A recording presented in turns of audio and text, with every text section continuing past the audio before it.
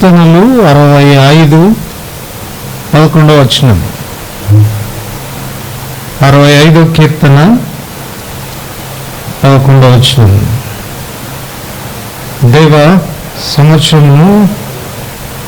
సంవత్సరమును నీ దయా కిరీటం ధరింపచేసి ఉన్నావు, నీ జాడలు సారము వెదజల్లుచున్నవి. అలాగే యోహాను సువార్త 3వ అధ్యాయం 3వ వచనం. యోహాను సువార్త 3వ అధ్యాయం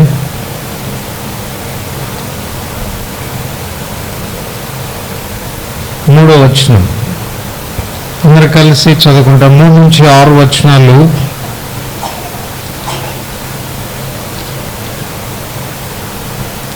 అందుకే యేసు అతనితో, ఒకడు క్రొత్తగా జన్మించితేనే గాని అతడు దేవుని రాజ్యమును చూడలేడని నీతో నిశ్చయంగా చెప్పుచున్నానని. అందుకు నికోదేము, ముసలివాడైన మనుషుడు ఎలాగూ మరలా జన్మింపగలడు? రెండవ మారు తల్లి గర్భమందు ప్రవేశించి జన్మింపగలడా అని ఆయన అడుగగా, యేసు ఇట్లా, నేను ఒకడు నీటి మూలంగాను ఆత్మ మూలంగాను జన్మించితేనే గాని దేవుని రాజ్యంలో ప్రవేశింపలేడని నీతో నిశ్చయంగా చెబుచున్నాను. శరీరం మూలంగా జన్మించినది శరీరమును, ఆత్మ మూలంగా జన్మించినది ఆత్మయునై ఉన్నది. చదువుకున్న ఈ లేఖన భాగములపై దేవుడు తన ఆశీర్వాదం నుంచి చేరి వచ్చిన మనందరితో కూడా ప్రభు మాట్లాడినగాక. ప్రభు యొక్క సహాయం కొరకై ప్రార్థనలో ఆయన చూస్తారు. ప్రేమ కలిగిన పరలోకమందున మా తండ్రి, కృప కలిగిన దేవ, యేసు ప్రభువారి శ్రేష్టమైన పరిశుద్ధమైన నామమున మీ పాదములు చెంచేరి పన్నులు చెల్లిస్తూ ఉంటున్నాను. మా ప్రియసుడు సురేష్ని బట్టి, మాసిని బట్టి వందనములు.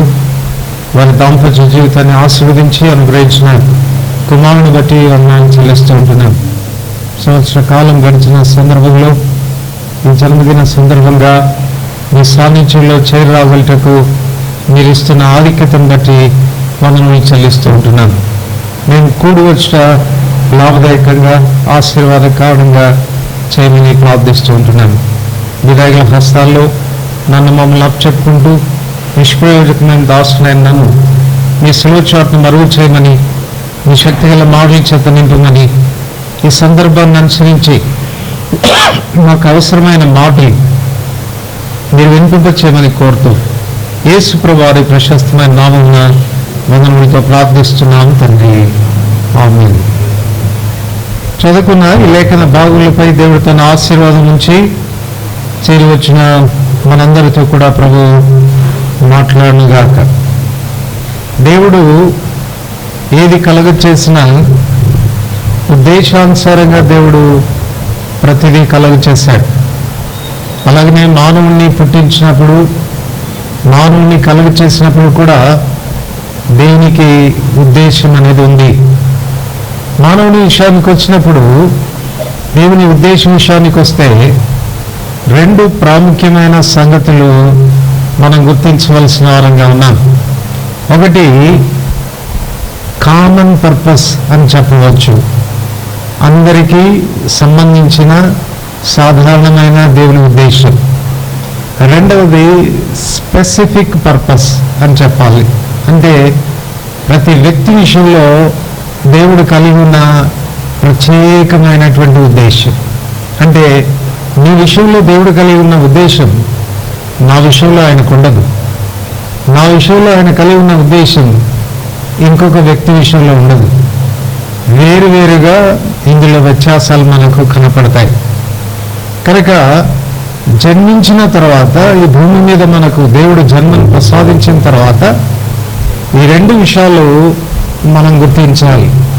యెషయా గ్రంథం 43వ అధ్యాయం 7వ వచనంలో ఒక మాట ఈ రీతిగా చెప్తాడు, నా మహిమ నిమిత్తము నేను కలుగ చేసుకొని నా ప్రజలు అని. సో దేవుడు మనల్ని తన మహిమ కొరకు కలుగ చేసుకున్నాడు. అది ఆయన ఉద్దేశం. ఆయనకి ఎలా మహిమ కలుగుతుంది అని అంటే, ఇప్పుడు చెప్పినట్లుగా ఈ కామన్ పర్పస్ అనేది, స్పెసిఫిక్ పర్పస్ అనేది మన జీవితాల ద్వారా నెరవేర్చబడినప్పుడు అది జరుగుతుంది. ఇప్పుడు కామన్ పర్పస్ అని చెప్తున్నప్పుడు సహజంగా మన అందరి విషయంలో దేవుడు కలిగి ఉన్న ఉద్దేశం ఏంటి అని అంటే ఆయన వలె ఉండడం. ఆదికాండం 1వ అధ్యాయం 26-27 వచనాల్లో ఈ మాటలు మనం చదువుతాం. దేవుడు మానవుని కలిగి చేసినప్పుడు తన స్వరూపమందు తన పోలిక చొప్పున నరులను ఆయన కలగచేశాడు. మాలో చెప్పాలంటే దేవుని వలె మనం ఉండాలి, దైవత్వాన్ని సంతరించుకొని ఉండాలి, దైవికమైనటువంటి సుగుణాలు మన జీవితాల ద్వారా ప్రస్ఫుటంగా కనపడాలి, మనల్ని చూచిన వారు దేవుణ్ణి చూడాలి అని దేవుడు మనల్ని ఏర్పాటు చేసుకున్నాడు. ఇది కామన్ పర్పస్. నిన్ను చూచినా దేవుణ్ణి చూడాలి, నన్ను చూచినా దేవుణ్ణి చూడాలి, మనుషుల్లో ఎవరిని చూచినా మనుషులు దేవుణ్ణి చూడగలగాలి. ఇది మొదటి ఉద్దేశం. ఇక రెండవ ఉద్దేశం చెప్పాను కదా, స్పెసిఫిక్ అని అంటే అర్థం ఏంటంటే కొంతమందిని కొన్ని ఉద్దేశాల కొరకు ఏర్పాటు చేసుకున్నాడు. కొరింథీయులకు రాసిన పత్రికలు కానీ రోమీయులకు రాసిన పత్రికల్లో కానీ మనం చదువుతాం, కొందరిని అపోస్తలుగా, కొందరిని ప్రవక్తలుగా, కొందరిని సువార్తికులుగా, కొందరిని కాపరులుగా, కొందరిని ఉపదేశకులుగా, ఈ రీతిగా నానా విధమైనటువంటి తలాంతులు కలిగినటువంటి వారిగా దేవుడు ఏర్పాటు చేసుకున్నాడు. అందరూ అపోస్తలు కాదు, అందరూ కాపరులు కాదు, అందరూ ఉపదేశకులు కాదు, వేరు వేరు ఉద్దేశాలతో దేవుడు ఏర్పాటు చేసుకున్నాడు.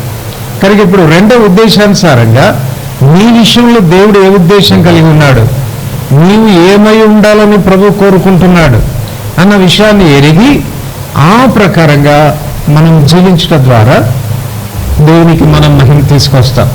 మొదటిగా మన వ్యక్తిగతమైన జీవితాల ద్వారా దేవుని బయలుపరచాలి. రెండోది మనం ఏమై ఉండాలని దేవుడు కోరుకున్నాడో ఆ రీతిగా ఉండాలి.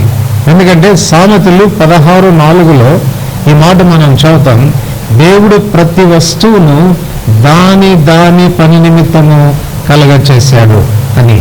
కనుక దేవుడు మనల్ని పుట్టించిన ఉద్దేశం ఒకటి ఉంది, ఆ ఉద్దేశం ఎరిగి ఆ రీతిగా చేయాలి. ఒకవేళ ఇది వాస్తవం అయితే మొదటి విషయానికి వస్తూ ఉన్నాడు. కామన్ పర్పస్ విషయానికి వచ్చినప్పుడు మానవుడు బొత్తిగా ఈ విషయంలో తప్పిపోయాడు. పాపాన్ని బట్టి మానవుడు ఈ ఉద్దేశం నుంచి వైదొలిగిపోయాడు అని చెప్పవచ్చు. చూడండి, ఆదికాండం 5వ అధ్యాయం.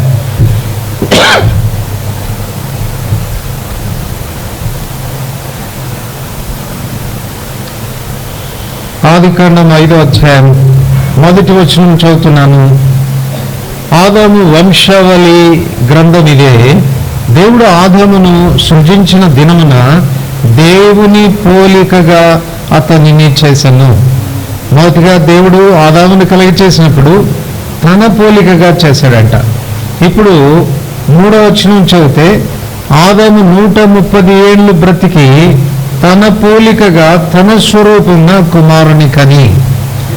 130 ఏళ్ళు బ్రతికిన తర్వాత ఇప్పుడు ఆదాము తన పోలికన అంటే దేవుడిచ్చిన పోలిక కాదు. ఆదామును దేవుడు కలిగి చేసినప్పుడు తన స్వరూపంలో కలిగి చేశాడు. కానీ 3వ అధ్యాయంలోనికి వచ్చేసరికి ఆదాము పాపాన్ని బట్టి తన సారూప్యతను పోగొట్టుకున్నాడు, తన వ్యక్తిత్వాన్ని పాడు చేసుకున్నాడు. ఆదాము తన వ్యక్తిత్వాన్ని పాడు చేసుకున్న తర్వాత ఇప్పుడు తన స్వరూపమందు కుమారులను కుమార్తెలను కన్నాడట. అంటే దాని అర్థం ఏంటి? పాడైపోయినటువంటి ఆ సారూప్యంలో మనం అందరం కూడా కలగ చేయబడినటువంటి వారు. అందుకే ఇప్పుడు దేవుడు ఏం చేస్తున్నాడు అంటే మన మొదటి జన్మను నిరాకరిస్తూ ఉన్నాడు. యోహాను సువార్త 3:3 మనం చదువుకున్నాం కదా, ఒకడు క్రొత్తగా జన్మించితేనే కానీ. ఎందుకు ఆ మాట పలకాల్సి వచ్చింది? ఒకడు క్రొత్తగా జన్మించాల్సినటువంటి అవసరం ఎందుకుంది? ఒకవేళ పాత జన్మ సరిపోతే, పాత జన్మ సరైందైతే, అది తగిందైతే రెండవ దాన్ని కూర్చున్నటువంటి ప్రస్తావన దేవుడు చేయాల్సినటువంటి అవసరత రాదు. కనుక మొదటి జన్మ పాపభూయిష్టమైనటువంటిది. దాని ద్వారా దేవుడు ఏ ఉద్దేశంతో మానవుని కలుగ చేసుకున్నాడో ఆ ఉద్దేశం అనేది నిర్వీర్యం చేయబడింది. అందువలన మానవుడు ఆ ఉద్దేశానుసారంగా లేడు. చూడండి, కొరింథీయులకు రాసిన మొదటి పత్రిక 15వ అధ్యాయం, కొరింథీయులకు రాసిన మొదటి పత్రిక 15వ అధ్యాయం 42 నుండి 44 వచనాల్లో మానవుడు తన వ్యక్తిత్వాన్ని ఎలా పాడు చేసుకున్నాడు అన్న విషయం అక్కడ మనకు కనపడుతుంది.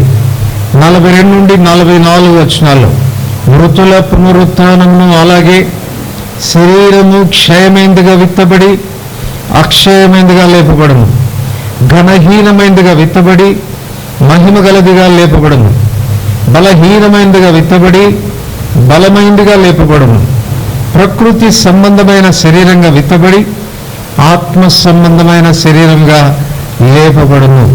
ఇక్కడ మనం గమనిస్తే మానవుని వ్యక్తిత్వము ఎంత పాడైపోయింది, ఎంత శాపగ్రస్తమైన స్థితిలోనికి వచ్చింది అన్నటువంటి విషయాలకు వచ్చినటువంటి వివరణ ఇస్తున్నాడు. ఇలాగ దేవుడు మానవుడు ఉండాలని కలగ చేయలేదు. చూడండి, మొట్టమొదటిగా క్షయమైపోయే ఈ శరీరం అక్షయమైనదిగా లేపబడుతుంది అని అంటే దేవుడు మానవుని కలుగజేసుకున్నప్పుడు క్షయమైపోయే మానవుడిగా చేయలేదు. దేవుడు తన స్వరూపమందు తన పోలిక చొప్పున చేశాడు. రోమా 1వ అధ్యాయంలో రాయబడి ఉంది, దేవుడు అక్షయుడని, దేవుడు చిరంజీవని, దేవుడు మరణం లేనటువంటి వాడని. అందుకే ఆదికాండం 2వ అధ్యాయం 17వ వచనంలో చదువుతాం, మానవుని దేవుడు కలుగ చేసినప్పుడు, పుట్టించినప్పుడు వాని నాసికారంధ్రములలో జీవవాయువును ఊదగా నరుడు జీవాత్మాయను అని రాయబడింది. జీవించే ప్రాణి ఆయనని కాదు, జీవాత్మాయను అని రాయబడింది. అంటే అక్షయుడిగా దేవుడు మానవుని కలుగ చేసినాడు.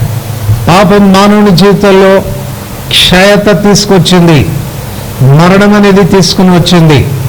అందుచేతనే మానవుని యొక్క ఆయుష్ కాలం అనేది తగ్గిపోతూ వచ్చింది. చూడండి, ఆదాము దినాల్లో 900-950 సంవత్సరాలు బ్రతికారు. ఆదికాండం 6వ అధ్యాయంలోనికి వచ్చేసరికి 120 సంవత్సరాలు అన్నాడు. కీర్తనలు 90 రాసే నాటికి కీర్తనకారుడు ఏమన్నాడు, నరుల ఆయుష్కాలము 70 సంవత్సరాలు, అధిక బలం ఉంటే 20 సంవత్సరాలు అన్నాడు. ఇప్పుడు మన ఆయుష్కాలం ఎంతో తెలుసా అండి? ఇప్పుడు మన ఆయుష్కాలం ఎంతో తెలుసా? ఇండియన్ లైఫ్ స్పాన్ ఎంత అనంటే 55 సంవత్సరాలు. 55 సంవత్సరాలు బ్రతికామంటే నిండా 100 ఏళ్ళు బ్రతికినట్లు లెక్క. కారణం ఏంటి?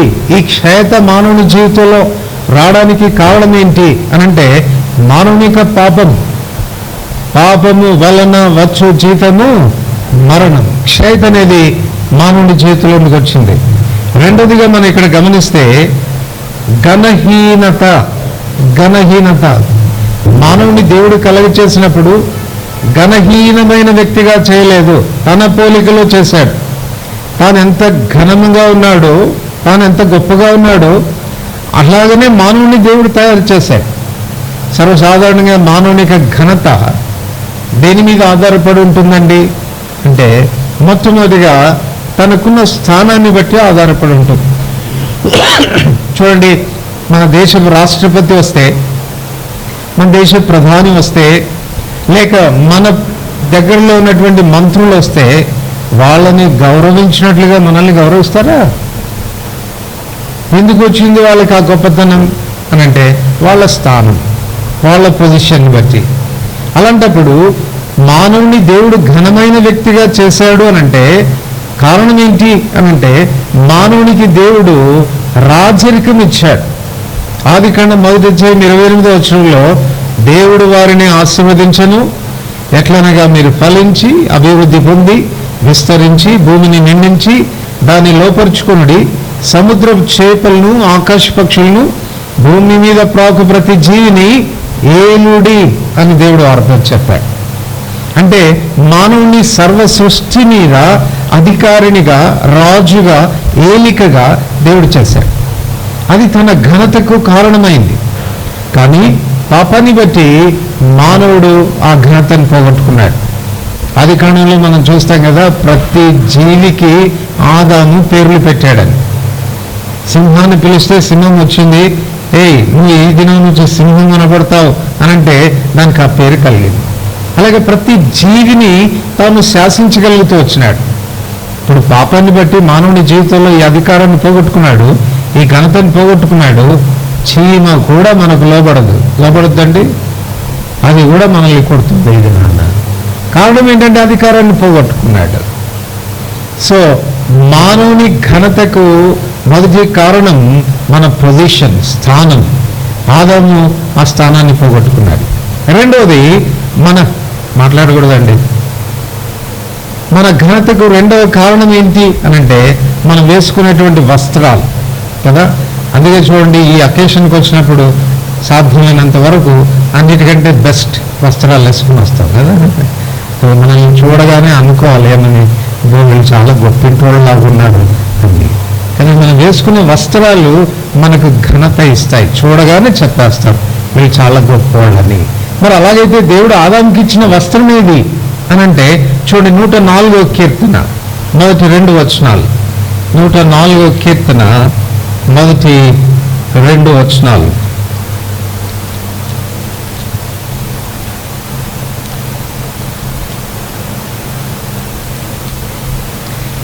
నా ప్రాణమా యెహోవాను సన్నిధించుము, యెహోవా నా దేవ, నీవు అధిక ఘనత వహించిన వాడు, నీవు మహాత్యమును ప్రభావమును ధరించి ఉన్నావు, వస్త్రము వలె వెలుగును నీవు కప్పుకొని ఉన్నావు. దేవుని వస్త్రం ఏదంటే అండి, వెలుగును వస్త్రంలాగా కప్పుకున్నాడంట. మరి అలాంటప్పుడు ఆదాముకి ఇచ్చిన వస్త్రం ఏది? ఆ వెలుగే, ఆ మహిమనే ఇచ్చాడు. అందుకే ఆదాము తాను బ్రతుకున్న దినాల్లో తాను దిగంబరిని అని అనుకోకపోవటానికి కారణం ఏంటంటే మహిమ వస్త్రం చేత, వెలుగు వస్త్రం చేత దేవుడు తను కప్పాడు కనుక. పాపం చేసిన తర్వాత ఆ ఏదేని తోటలోనికి దేవుడు ప్రవేశించినప్పుడు ఆదామా ఎక్కడున్నావు అని ప్రశ్నిస్తే ఆదాము చెప్పిన మాట ఏంటండి? ప్రభువా, నీ స్వరం వినబడినప్పుడు నేను దిగంబరినిగా ఉంటేని గనక భయపడి దాక్కుంటుని అన్నాడు. ఎవడు చెప్పాడు నీవు దిగంబరివని?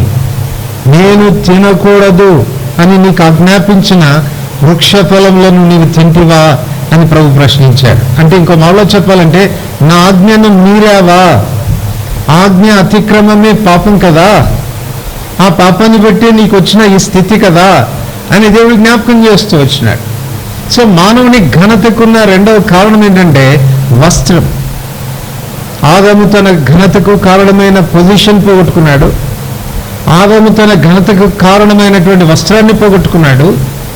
మూడవదిగా మనం గమనిస్తే వారి ఘనతకు కారణమైన ఇంటిని కూడా ఆదాము పోగొట్టుకున్నాడు కదా. గొప్ప వాళ్ళ ఇల్లు చూసి మనం చెప్పేస్తాం, వాళ్ళ ఇల్లు చూడగానే వీళ్ళు చాలా గొప్పవాళ్ళలాగా ఉన్నారు అని చెప్తాం. కారణం ఏంటంటే అది వారి గొప్పతనాన్ని బయలుపరిచేదిగా ఉంటుంది. అది వాస్తవమైతే ఆదాముకు దేవుడిచ్చిన ఇల్లు ఏది? ఏదేను తోట కదండి. చాలామందిని మనం ఇల్లు కట్టుకున్న తర్వాత మన ఇంటికి ఈ పేరు పెట్టుకోవాలో ఇష్టపడతాం, ఈడెన్ గార్డెన్స్ అని పెట్టుకుంటాం. వాస్తవానికి ఈడెన్ గార్డెన్ లాగా ఏమి ఉండదు, కానీ అంత బాగుంది, అంత అద్భుతంగా ఉంది మా ఇల్లు అని చెప్పుకోవడానికి ఆ పేరు పెట్టుకోవడానికి మనం ఇష్టపడతాం. కానీ నిశ్చయంగా ఏదేను తోట ఆదాము యొక్క ఇల్లు. అది తన ఘనతకు కారణం. పాపం చేసిన తర్వాత దేవుడు ఏం చేసిన పని ఏంటి చెప్పండి? ఏదేను తోటలో ఉంచాడా? ఏదేను తోటలో ఉంచాడా? 3వ అధ్యాయం మీరు చదివితే మొదట్లో అతన్ని పంపివేశను అని చాలా మర్యాదతో కూడిన మాట రాయబడింది.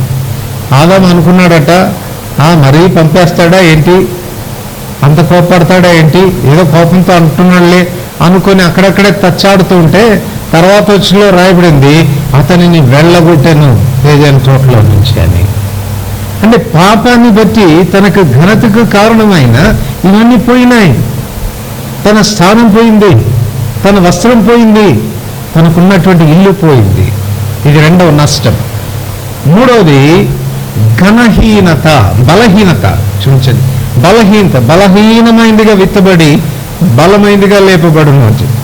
బలహీనత ఏంటి? మనకు పాపాన్ని బట్టి వచ్చిన బలహీనత ఏంటి అనంటే ఏదైతే చేయాలి అని అనుకుంటామో అది చేయలేము, ఏది చేయకూడదు అని అనుకుంటామో అదే చేస్తాం. అదే అపోస్తలుడైనటువంటి పౌలు తన జీవితంలో చెప్పిన మాట.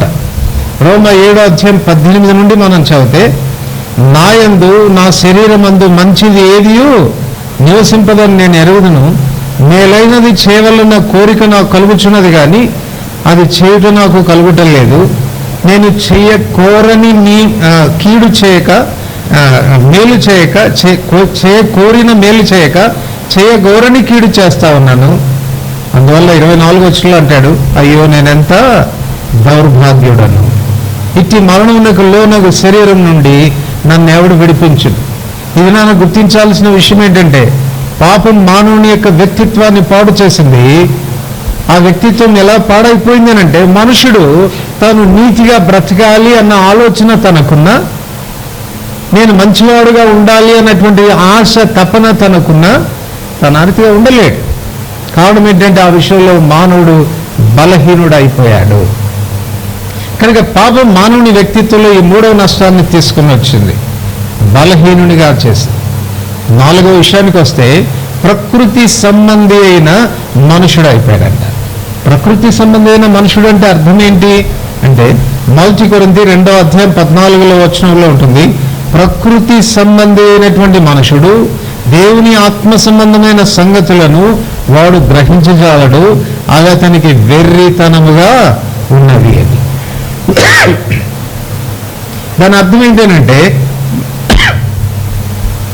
ప్రకృతి సంబంధమైనటువంటి మనుషుడు అంటే ఈ భౌతిక సంబంధమైనటువంటి వ్యక్తి అని అర్థం. ఈ భౌతిక సంబంధమైనటువంటి వ్యక్తికి ఆత్మ సంబంధమైన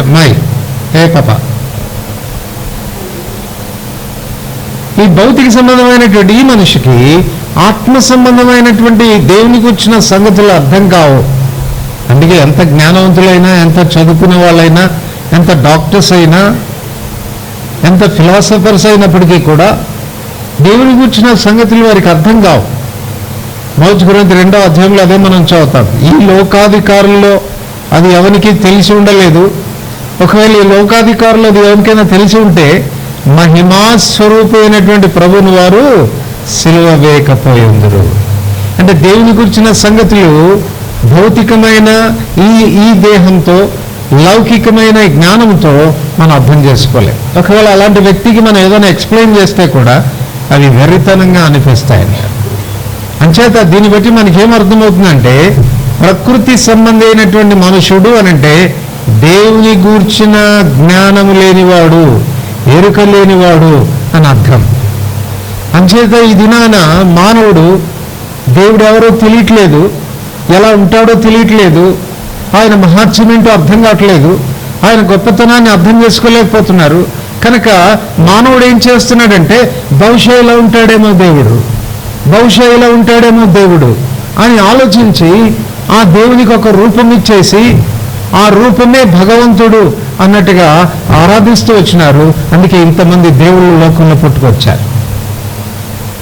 రాత్రి మీకు జ్ఞాపకం చేసేటువంటి విషయం ఏంటనంటే, దేవుడు తనలాగా మనం ఉండాలని, తన సారూప్యతలో మనం ఉండాలని, తన మహిమా గుణాతిశయాల్ని ప్రచురపరిచే వ్యక్తులుగా ఉండాలని దేవుడు మనల్ని కలుగ చేసుకున్నాడు. కానీ పాపం మానవ వ్యక్తిత్వాన్ని కంప్లీట్గా పాడు చేసింది. ఈ రీతిగా మానవుడు అక్షయుడుగా ఉండాల్సిన వాడు క్షయమైపోతూ వచ్చినాడు, ఘనమైన వాడుగా ఉండాల్సిన వాడు ఘనహీనుడైపోయాడు, బలంగా ఉండాల్సిన వాడు బలహీనుడైపోయాడు, ఆత్మ సంబంధమైన వ్యక్తిగా ఉండాల్సిన వాడు ప్రకృతి సంబంధమైనటువంటి మనుషుడైపోయాడు. అందుకే ఇప్పుడు యేసయ్య చెప్పే మాట ఏంటంటే, ఒకడు క్రొత్తగా జన్మించాలి, ఒకడు క్రొత్తగా జన్మించాలి. ఈ రాత్రి ప్రశ్న ఏంటంటే, ఇప్పుడు మనం ఎందుకు ఈ వాక్యం చెప్పుకుంటున్నామంటే, ఈ బుడ్డోడికి ఏం అర్థం కాదు మనం చెప్పినా. మరి అట్లాంటప్పుడు ఎందుకండి ఈ మీటింగ్ అంటారేమో మీరు. కనీసం ఆ బుడ్డోడిని బట్టి మనమన్నా దేవుడి వాక్యం అర్థం చేసుకోవాలని, ఎందుకు పుట్టామో తెలుసుకోవాలి, ఎందుకు బ్రతుకుతున్నామో తెలుసుకోవాలి, మన జీవితం యొక్క పరమార్థం ఏంటనేది తెలుసుకోవాలి. జన్మించాము, జీవిస్తున్నాము, కానీ ఒక పశువులాగా మనం ఉండడానికి లేదు. వాటికి ఏ గురి లేదు. ఎందుకు బ్రతుకుతున్నామని పశువుని ఒకవేళ ప్రశ్నిస్తే దానికి ఏం సమాధానం చెప్పలేదు. మానవులమైన మన విషయంలో నువ్వు ఎందుకు పుట్టావు లోకంలో, నీ జన్మ యొక్క పరమార్థం ఏంటి అని ఒకవేళ ఎవరైనా ప్రశ్నిస్తే దానికి మనం జవాబు చెప్పగలగాల. కనుక మొదటి పరమార్థం ఏంటంటే దేవుని వలె ఉండడం. కనుక ఇక్కడ యోహాను సువార్త 3వ అధ్యాయం 6వ వచనంలో ఒక మాట రాయబడింది, శరీర మూలంగా జన్మించినది శరీరమును, ఆత్మ మూలంగా జన్మించినది ఆత్మయునయునది. వీడు పుట్టింది శరీరం మూలంగానే, ఆత్మ మూలంగా ఇంకా పుట్టలే. అందుకే వీళ్ళ తల్లిదండ్రులు చేయాల్సిన పని ఏంటంటే రెండోసారి కణాలు వాడిని ఎలాగా? ఆత్మ ద్వారా. చూడండి, భౌతికమైనటువంటి జన్మకు తల్లిదండ్రులు ఇరువురు అవసరం, తల్లి తండ్రి ఇద్దరు అవసరం. మరి ఆత్మీయమైనటువంటి జన్మకు ఆత్మీయమైన తల్లిదండ్రులు కూడా ఉన్నారు. ఎవరు వాళ్ళు అంటే, ఒకడు నీటి మూలంగాను ఆత్మ మూలంగాను జన్మించితేనే గాని అన్నాడు. అంటే నీటి మూలంగా ఆత్మ మూలంగా ఈ ఇద్దరు పేరెంట్స్. నీరు దేవుని వాక్యానికి సూచనగా ఉంది, ఆత్మ పరిశుద్ధాత్మకు సూచనగా ఉంది. ఒక వ్యక్తిలో ఆత్మీయమైనటువంటి జన్మ కలగడానికి ఈ ఇద్దరు పేరెంట్స్ కలవాలి. దేవుని వాక్యం ఏం చేస్తుంది అనంటే, దేవుని వాక్యం ఒక వ్యక్తికి ఎన్లైటన్మెంట్ ఇస్తుంది, వెలిగింపిస్తుంది. ఎంత దౌర్భాగ్యమైన స్థితిలో ఉన్నామో, మన వ్యక్తిత్వాన్ని ఎంత పాడు చేసుకున్నామో అన్నటువంటి విషయాన్ని దేవుని వాక్యం చెంతకొస్తే గాని ఒక మనుషుడు తన వ్యక్తిత్వాన్ని గ్రహించలేడు. ఇది మనల్ని గురించి మనకు చాలా మంచి అభిప్రాయం ఉండవచ్చు. నేను బాగానే ఉన్నాను, ఆత్మీయంగానే ఉన్నాను, ఎవరికి ఏం హాని చేయడం లేదు, ఎవరికి కీడు చేయడం లేదు, నేను బాగానే ఉన్నాను, మంచివాణ్ణి అన్న తలంపు మనకు ఉండవచ్చు. మనకు తెలుసు కదండి, దమస్కు మార్గంలో వెళుతున్నటువంటి అపోస్తలుడైనటువంటి పౌలు పూర్వం తన గురించి తాను చాలా గొప్పగా తాను చెప్పుకుంటూ వచ్చినాడు. ఎప్పుడైతే ఆ వెలుగు తన మీద పడిందో, ఆ వెలుగు ప్రకాశించిందో, అప్పుడు తనకు అర్థమైంది తన లాంటి వాడు. అందుకే తిమోతికి రాస్తూ అంటాడు, పూర్వం హానికరుడును, హింసకుడను, దూషకుడను, అవిశ్వాసిని, పాపుల్లో ప్రధానుడను అని తన గురించి తాను చెప్పుకున్నాడు. ఆ గ్రహింపు మొదట లేదు. తాను చాలా మత సంబంధమైన భక్తి కలిగిన వాడనని, మతాన్ని కాపాడుతున్నవాడనని, తన మతానికి వ్యతిరేకంగా ప్రచారం చేసే ఎవరినైనా కూడా సహించనని, ఆ విషయంలో చాలా రోషం కలిగిన వాడనని తన గురించి తాను అభిప్రాయం కలిగి ఉంటూ వచ్చినాడు. ఎప్పుడైతే ఆ వెలిగింపు అనేది వచ్చిందో, ఆ వెలుగు వచ్చిందో, తన వ్యక్తిత్వాన్ని గురించినటువంటి గ్రహింపు తనకు కలిగింది. అయ్యో నేనెంత దౌర్భాగ్యుడను అని కేక వేయడానికి అది దోహదపడింది. రెండవది, ఎప్పుడైతే వెలిగింపు అనేది వాక్యం ద్వారా కలుగుతుందో, పరిశుద్ధాత్మ దేవుడు పనిచేయడం ప్రారంభిస్తాడు. పాపమును గూర్చి, నీతిని గూర్చి, తీర్పును గూర్చి ఒప్పుకొన చేస్తాడు. అవును, నువ్వు దౌర్భాగ్యుడవే, నీ నిజస్థితిని ఒప్పుకో, కన్విన్స్ కా అని పరిశుద్ధాత్మ దేవుడు మనలో ఒప్పిస్తాడు. అందుచేత వాక్యము పరిశుద్ధాత్మ దేవుడు ఎక్కడైతే కలుస్తారో అక్కడ ఒక వ్యక్తికి వెలిగింపు వస్తుంది. రెండవది కన్విక్షన్ వస్తుంది. తన పాపినన్న విషయాన్ని గురించిన గ్రహింపుకు వస్తాడు. అట్లు తన పాపాన్ని ఒప్పుకునడం ద్వారా నూతన జన్మ యొక్క అనుభవం అనేది మనకు కలుగుతుంది. ఈ రాత్రి ఇక్కడ చేరి వచ్చినటువంటి వారిలో ఇది మొదట నిర్ధారణ చేసుకోండి. కారణం ఏంటంటే, మొదటి జన్మ మనకు శాపమే కానీ ఆశీర్వాదాన్ని తీసుకొని రాలేదు. ఆదాము పాపాన్ని బట్టి శాపాన్ని కొని తెచ్చుకొని, ఆ శాపగ్రస్తుడైన ఆదాము మనల్ని అందరినీ శాపగ్రస్తులుగా చేశాడు. రోమా 5:12 చెప్పబడింది, ఒక్క మనుషుని ద్వారా పాపం ద్వారా మరణం లోకంలోనికి సంప్రాప్తమైంది, వారసత్వంగా వచ్చింది. ఈ రాత్రి ప్రభు ఆ స్థితిలో మనం ఉండాలని కోరుకోవడం లేదు, మరొక జన్మ మనకు ప్రసాదించాలని కోరుతున్నాడు. ఈ వాక్యం విడుదలవుతూ ఉంటుండగా దేవుడు ఒకవేళ నీ జీవితాన్ని, నీ వ్యక్తిత్వాన్ని బయలుపరుస్తూ ఉంటే, నీ అంత దౌర్భాగ్య స్థితిలో ఉన్నావో సంగతిని బయలుపరుస్తూ ఉంటే, పరిశుద్ధాత్మ దేవుడు నిన్ను ఒప్పిస్తూ ఉంటుండగా ఈ చిన్న ప్రార్థన హృదయంలో చేసుకోవాలి. యేసయ్యా, నేను పాపిని, వాస్తవమే నాలో ఇంత దౌర్బల్యత ఉన్నదన్న సంగతి నేను గుర్తించలేదు, కనికరించు అని అంటే చాలు. లూకా సువార్త 18:13 సుంకరి దేవాలయానికి వెళ్ళాలనుకున్నాడు, కానీ వెళ్ళలేకపోయాడు, దూరంగా ఉన్నాడు. కనీసం ఆకాశం వైపు కళ్ళెత్తడానికి కూడా తనకు ధైర్యం చాలలేదు. రొమ్ము కొట్టుకొనొచ్చు, దేవా పాపినైన నన్ను కరుణించాడు. రాయబడిన మాట ఏంటంటే, వెంటనే అతడు నీతిమంతుడిగా తీర్చబడి తన ఇంటికి వెళ్ళాడు. ఈ రాత్రి ఒకవేళ కూర్చున్న చోటనే నీ జీవితాన్ని కూర్చున్న గ్రహింపులోనికి వచ్చి ప్రభువా నేను కూడా పాపినయ్యా, నన్ను కరుణించని ఒక చిన్న ప్రార్థన హృదయపూర్వకంగా నువ్వు చేయగలిగితే నిశ్చయంగా నూతన జన్మ యొక్క అనుభవంలోనికి నువ్వు వస్తావు. తద్వారా ఆదామునందు మనం కోల్పోయినవన్నీ మళ్ళీ రెస్టోర్ చేయబడతాయి. ఏమేం కోల్పోయాం? స్థానం కోల్పోయాం, అది మరలా మనకి ఇవ్వబడుతుంది. వస్త్రం కోల్పోయాం, అది మరలా మనకి ఇవ్వబడుతుంది. బలాన్ని కోల్పోయాం, మళ్ళా దేవుడు ఆ బలాన్ని మనకు ప్రసాదిస్తాడు. తర్వాత ప్రకృతి సంబంధమైన మనుషులమయ్యాం, ఇప్పుడు ఆత్మ సంబంధమైన మనుషులం అవుతాము. తద్వారా ఆత్మ దేవుణ్ణి తెలుసుకునేటువంటి జ్ఞానం అనేది మనకు కలుగుతుంది. సో ఇది మొదటి విషయం. This is the first purpose. అట్లా మనము రెస్టోర్ చేయబడిన తర్వాతనే దేవుడు ఎలా ఉంటాడో అలా మనం కూడా కనపడడం ప్రారంభిస్తాం. అంటే మనలో మనుషులు దేవుణ్ణి చూడడం ప్రారంభిస్తారు. ఇక రెండవ పర్పస్ అనంటే, రెండవ పర్పస్ ఏంటి అనంటే స్పెసిఫిక్ పర్పస్. దేవుడు నీ జీవితంలో కలిగిన ఉద్దేశం నా జీవితంలో ఆయన కలిగలేడు. నా విషయంలోని ఉద్దేశం నీ విషయంలో ఉండదు. వేరువేరుగా దేవుడు మనకు భూమి మీద బ్రతికినటువంటి కాలంలో మనం ఏమై ఉండాలి అని ఆయన నిర్ధారించాడు. ఆ రీతిగా మనం ఉండడానికి ప్రయత్నం చేయాలి. చూడండి, ప్రతి వస్తువును కూడా, ఉదాహరణకు కీర్తన 19 మొదటి వచనంలో ఆకాశములు దేవుని మహిమను వివరించుచున్నవి, అంతరిక్షం ఆయన చేతి పనిని ప్రచురపరుస్తూ ఉంది అని. అంతరిక్షంలో ఉన్నటువంటివన్నీ కూడా ఆయన చేతి పనిని. దేవుడు మమ్మల్ని ఎందుకు చేశాడో తెలుసా? ఎందుకు కలిగి చేశాడో తెలుసా? ఇదిగో ఈ ఉద్దేశంతో కలిగి చేశాడు, ఆ రీతిగానే మేము ఉన్నాం అని బయలుపరుస్తూ ఉన్నాయి. అక్కడ సూర్యుని గురించి రాశాడండి. సూర్యుని గురించి రాస్తూ, సూర్యుని దేవుడు ఎందుకు కలగ చేశాడన్న విషయాలు రాస్తూ, ఆ సూర్యుడు దేవుడు కలగ చేసిన విధానంలోనే తాను ఉన్నాడని చెప్తూ కొన్ని మాటలు చెప్తాడు. ఇప్పుడు నాకు ఎక్కువ సమయం లేదు, ఎందుకంటే మీరు ఆరంభించడమే 8 దాటిపోయింది. ఇప్పుడు ఎక్కువసేపు నేను ప్రసంగం చేస్తే మీకు కోపం వస్తుంది. ఎందుకంటే భోజనాలు చల్లగైపోతాయి, ఈయన ఎప్పుడు వదిలిపెడతాడో ఏమో అన్నటువంటి భయం మీకు ఉంటుంది.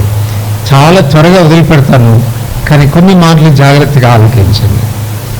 సూర్యుడు పెళ్లి కుమారుడు తన అంతఃపురంలో నుండి బయలుదేరి వస్తున్నాడు అని అంటున్నాడు. అంటే పెళ్లి కుమారుడు అంతఃపురంలో నుండి బయటకు వస్తాడండి. హనీమూన్ అక్కడిక్కడ తిరుగుతారు కదా పెళ్లి చేసుకున్న తర్వాత, అంతఃపురంలో ఉంటారు కానీ అంతఃపురం నుండి బయటకు వస్తారా?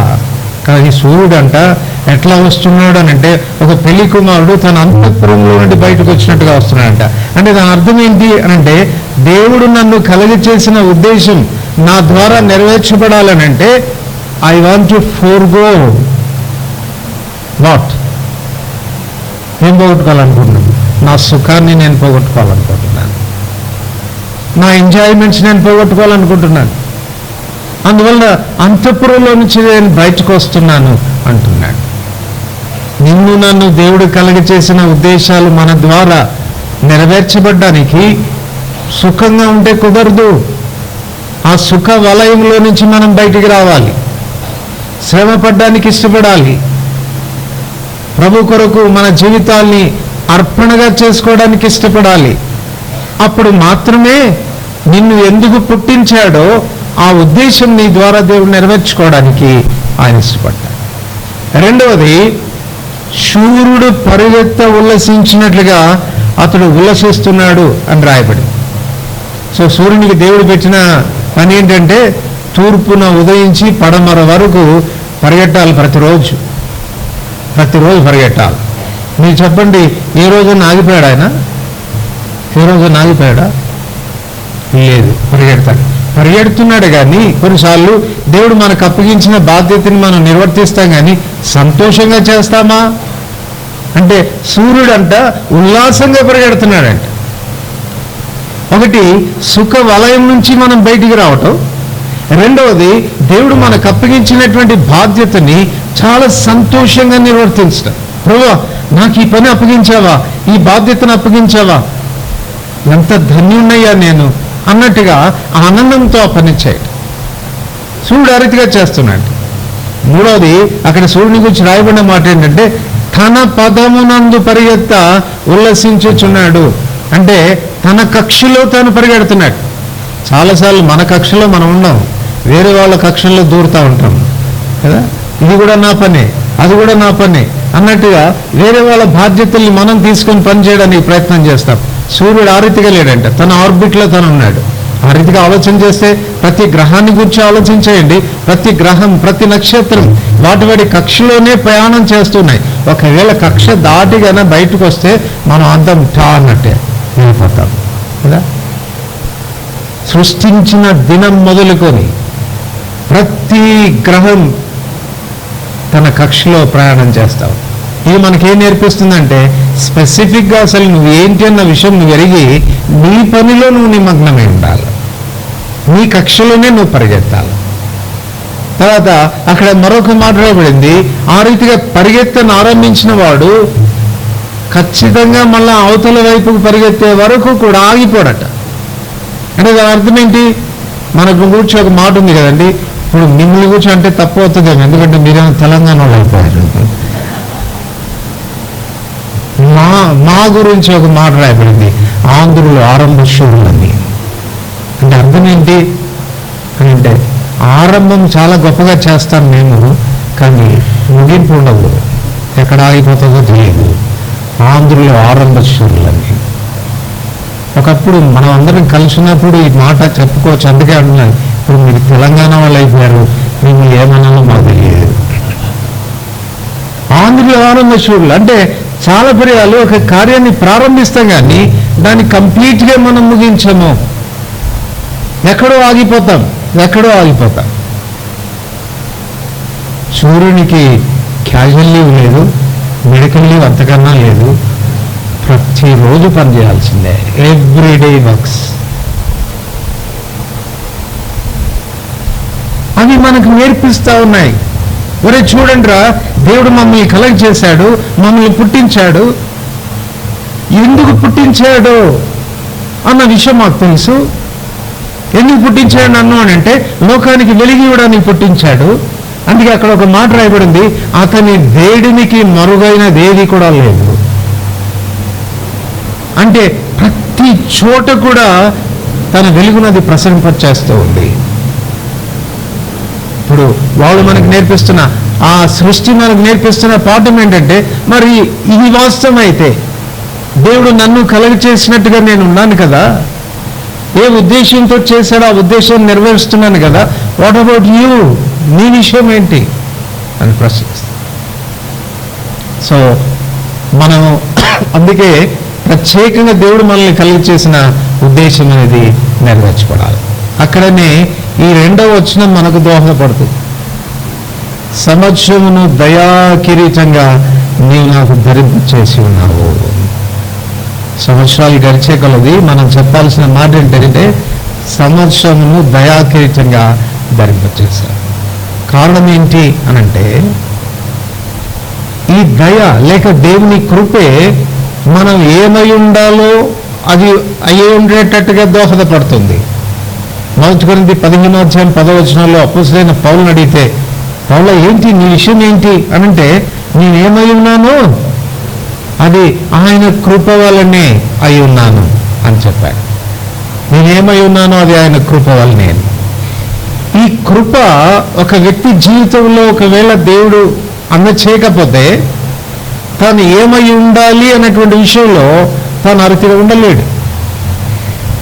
అందుకే ప్రతి నిత్యం దేవుని కృపను మనం కోరుకోవాలి. ప్రభా, నువ్వు నన్ను కలుగచేసిన విధానంలో నేను ఉండడానికి, నువ్వు నన్ను కలుగచేసిన ఉద్దేశానుసారంగా నేను బ్రతకడానికి నీ కృప నాకు ప్రసాదించు అని దేవుని మనం అడగాలి. ఎందుకనంటే ఈ కృప ఏమేం చేస్తుందో కొన్ని విషయాలు క్లుప్తంగా నేను చెప్పి ముగిస్తాను. చూడండి, ఎఫెసీయులకు రాసిన పత్రిక 3వ అధ్యాయం.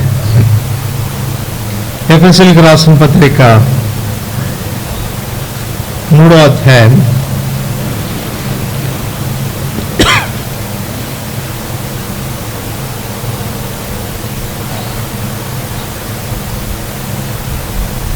3-4 వచనాలు. ఎట్లనగా క్రీస్తు మర్మం దేవదర్శనం వలన నాకు తెలియపరచబడినదన్న సంగతిని మీకు మునుపు సంక్షేపంగా వ్రాస్తుని, మీరు దానిని చదివిన ఎడల దానిని బట్టి ఆ క్రీస్తు మర్మమును గూర్చి నాకు కలిగిన జ్ఞానము గ్రహించుకొనగలరు. ఎందుకొస్తే 7వ వచనం, దేవుడు కార్యకార్యకు తన శక్తిని బట్టి నాకు అనుగ్రహించిన కృపావరము చొప్పున. సో ఈ కృప మొదటగా ఏం చేస్తుందని అంటే, మనం ఏమై ఉండాలి అన్నటువంటి విషయానికి వచ్చిన బయలుపరిపిస్తుందంట. మనం ఏమై ఉండాలి, ఏం చేయాలి అన్నటువంటి విషయాల గురించి బయలుపరిపిస్తుంది. చాలా పర్యాలు నేను ఎవరిని అన్న సంగతి నాకు తెలియకపోతే నేను ఏం చేయాలన్న సంగతి నాకు తెలియదు. చూడండి, ఉదాహరణకు నేను స్క్రూ డ్రైవర్ని కానీ ఒక మేకు కొట్టాల్సిన చోటుకి వెళ్ళి ఆ పని నేను చేయాలనుకుంటున్నాను. చేయగలదా స్క్రూ డ్రైవరు? ఏదైతే చేస్తుంది? సుత్తి అయితే చేస్తుంది. నేను సుత్తిని కాదు, నేను స్క్రూ డ్రైవర్ని, కానీ మేకు కొట్టాలనుకుంటున్నాను. నేను సుత్తిని, కానీ స్క్రూలు నేనే తీయాలనుకుంటున్నాను. తీస్తా, ఎలాగా? వస్తువు పగలగొట్టేసి కదా. కనుక ఒక వస్తువు అనేది అది ఏమైంది అన్న సంగతి దానికి తెలియకపోతే ఆ ఉద్దేశానుసారంగా అది ఎంత మాత్రం కూడా పని చేయలేదు. సో కృప చేసేటువంటి మొదటి విషయం ఏంటంటే, it gives us enlightenment what we are. నేను ఏమై ఉన్నాను అన్నటువంటి విషయానికి వచ్చిన వెలిగింపిస్తుంది. రెండవది, అదే 7వ వచనం మళ్ళొకసారి చదువుతాను. దేవుడు కార్యకార్యకు తన శక్తిని బట్టి నాకు అనుగ్రహించిన కృపావరము చొప్పున నేను ఆ సువార్తకు పరిచారకుడనైతిని. అలాగే మొదటి అధ్యాయం 7వ వచనంలో రాస్తాడు, దేవుని కృపా మహదైశ్వను బట్టి, క్షమించండి 6వ వచనం చివరి భాగంలో ఉంటుంది.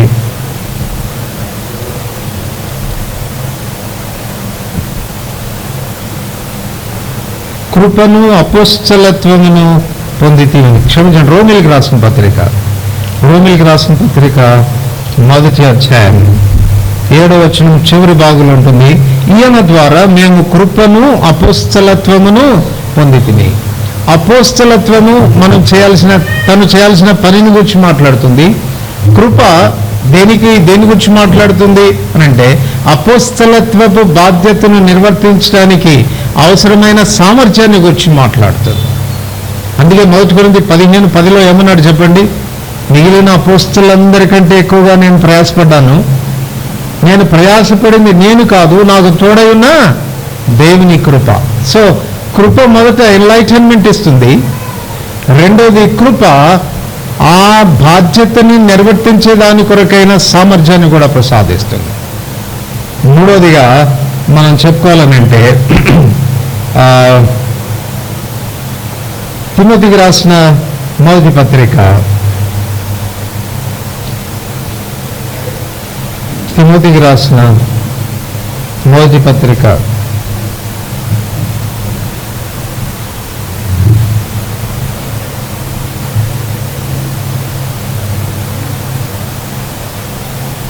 మొదటి అధ్యాయం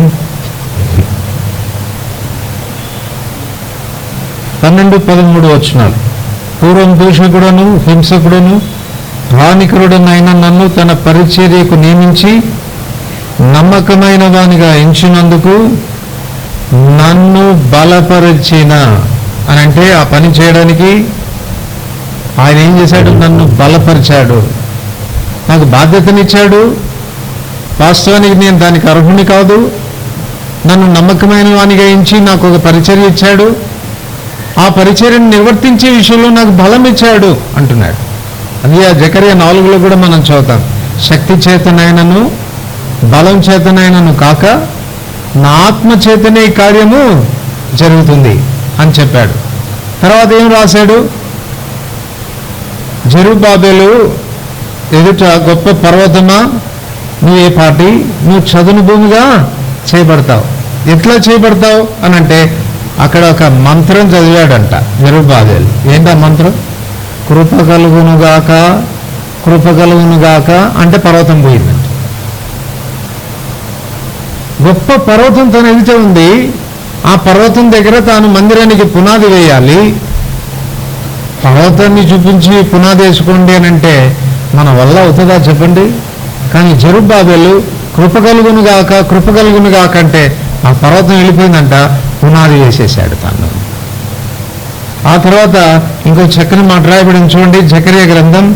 ఈ కృప చేసేటువంటి మరొక విషయం ఏంటి అంటే జకర్యా గ్రంథం 4వ అధ్యాయం, జకర్యా గ్రంథం 4వ అధ్యాయం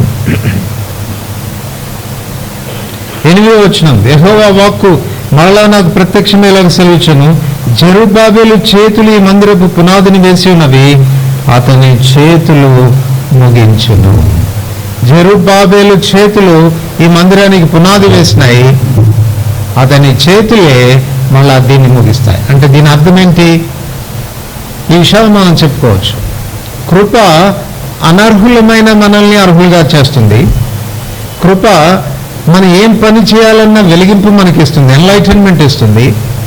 కృప మనం చేయాల్సినటువంటి బాధ్యతను నిర్వర్తించడానికి అవసరమైన శక్తిని ప్రసాదిస్తుంది. 4వది, కృప మనం చేయాల్సినటువంటి పనిని కంప్లీట్గా నెరవేర్చేదానికి, మనం ఏ చేతులతో ప్రారంభించామో ఆ చేతులతో ముగించేదానికి ఆ కృప తోడ్పడుతుంది. అందుకే సంవత్సరమును దయాకిరీటంగా మనం కోరుకోవాలి. ప్రభా, నువ్వు నన్ను ఏ ఉద్దేశంతో ఈ లోకంలో పుట్టించావో ఆ ఉద్దేశానుసారంగా నేను జీవించడానికి గివ్ మీ యువర్ గ్రేస్, నీ కృప నీవు అని అంటే అపోస్తలైన పౌలులాగా మనం చెప్పగలుగుతాం, దేవుడు నాకు అనుగ్రహించిన కృప నా విషయంలో నిరర్థకం కాలేదు. I did not waste it, నిరర్థకం కాలేదు. ఆ కృపను అనుసరించి నేను ఆ పనిని ముగించగలిగాను. అందుకే చివరికి చెప్పగలిగాడు, మంచి పోరాటం పోరాడి తిని, నా పరువు కడముట్టించి తిని, విశ్వాసమును కాపాడుకుంటుని, ఇక మీతో నా కొరకు నీతి కిరీటం ఉంచబడి. ఈ మాటలు మనం జ్ఞాపకం పెట్టుకుందాం. మొదటి జన్మ శాపగ్రస్తమైనటువంటిది, నష్టాన్ని తీసుకొచ్చింది, శాపాన్ని తీసుకొచ్చింది. అందుకే దేవుడు ఆయన పదే పదే చెప్పాల్సి వచ్చింది, verily verily I say unto you అన్నాడు. అంటే నిశ్చయంగా నేను మీతో చెబుతున్నాను, ఒకడు క్రొత్తగా జన్మించాల్సిన అవసరం ఉంది. అలా జన్మిస్తేనే కానీ మన వ్యక్తిత్వం రెస్టోర్ కాదు. రెండో విషయం, స్పెసిఫిక్గా మన విషయంలో కలిగిన దేవుని ఉద్దేశం యొక్క నెరవేర్పు కొరకు కృపను ఆశ్రయించాలి. ఎందుకంటే కృపే మనకు ఎన్లైటన్మెంట్ ఇస్తుంది, కృపే మనల్ని ఎనేబుల్ చేస్తుంది, కృప ఆ కార్యాన్ని మనం సంపూర్తిగా ముగించేదానికి దోహదపడుతుంది. ఈ సందర్భంగా ఈ విషయాలు జ్ఞాపకం పెట్టుకుందాం. ఒకసారి పునఃపరిశీలన చేసుకుందాం. మనం కూడా జన్మించాము, రెండోసారి జన్మించామా అన్నది నిశ్చయం చేసుకోవాలి. ఒకవేళ రెండోసారి నువ్వు జన్మించి ఉంటే నీ విషయంలో దేవుడు కలిగి ఉన్న ఉద్దేశం నెరవేరుతా ఉందా? సూర్యుడు మనల్ని ఛాలెంజ్ చేస్తూ ఉన్నాడు, నేను ఇలా ఉన్నాను, దేవుడు నన్ను ఇలా కలిగజేశాడు, నా బాధ్యతను నేను రీతిగా నిర్వర్తిస్తున్నాను, వాట్ అబౌట్ యూ, నీ విషయం ఎట్లా ఉంది అని ఆయన ప్రశ్నిస్తూ ఉంటుండగా మన వ్యక్తిగతమైన జీవితాలకి మనమే సమాధానం చెప్పుకుందాం. దేవుని యొక్క ఉద్దేశానుసారంగా బ్రతకడానికి మనల్ని మనం డెడికేట్ చేసుకుందాం. ప్రార్థన చేసుకుంటాం. ప్రేమ కలిగిన పరలోకమందున మా తండ్రి, యేసు ప్రభువారి శ్రేష్టమైన నామమున ఈ రాత్రి వేళ మరొకసారి మీ పాదముల చెంత కనపడడానికి మీరు ఇచ్చిన ఆధిక్యతను బట్టి మనములు, ప్రేసుడు సురేష్ని బట్టి, మహసిని బట్టి మనములు, వారి దాంపత్య జీవితాన్ని మీరు ఆశీర్వదించి అనుగ్రహించిన కుమారుని బట్టి మేము ఎంతో స్తుతిస్తుంటున్నాం. సంవత్సరం ముగించబడి వారు 2వ సంవత్సరంలో ప్రవేశించిన ఈ సందర్భంలో ఏ రీతిగా మేము చేరి రావడానికి ఇచ్చిన ఆధిక్యతను బట్టి మనములు ప్రభా, ఈ సందర్భంగా మా జన్మ యొక్క పరమార్థాన్ని గురించి మీరు మాట్లాడుతూ వచ్చినారు. మొదటి జన్మ చాలినదైతే రెండవ దాన్ని కూర్చున్న ప్రస్తావన మీరు చేయవలసిన అవసరం లేదు. రెండవ జన్మ మాకు అవసరమని చెప్పారు. దయల తండ్రి, కనుక ఆ రెండవ జన్మ అనుభవంలోనికి మేము వచ్చామా లేదా అన్న విషయాన్ని నిర్ధారణ చేసుకోవడానికి సహాయపడం. ఆ రీతిగా రెండవ జన్మ కలిగిన తర్వాత మీ ఇచ్చే ఉద్దేశం యొక్క నెరవేర్పు మాలో జరుగుతుందా లేదా అని ప్రశ్నించుకోవటానికి సహాయపడం.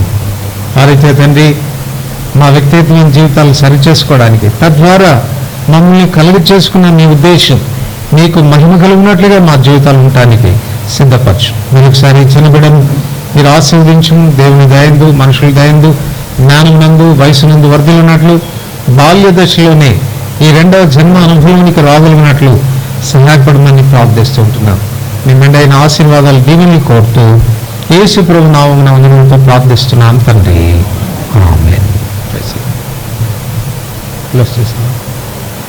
తండ్రి కుమార పరిశుద్ధాత్మ దేవుని ప్రేమ సహవాసం కాపుదల ఇప్పుడు యుగముల పర్యంతం సదాకాలం మనందరికీ ప్రత్యేకంగా ఇచ్చిన బిడ్డకు తోడైండుగాక. ఆమేన్.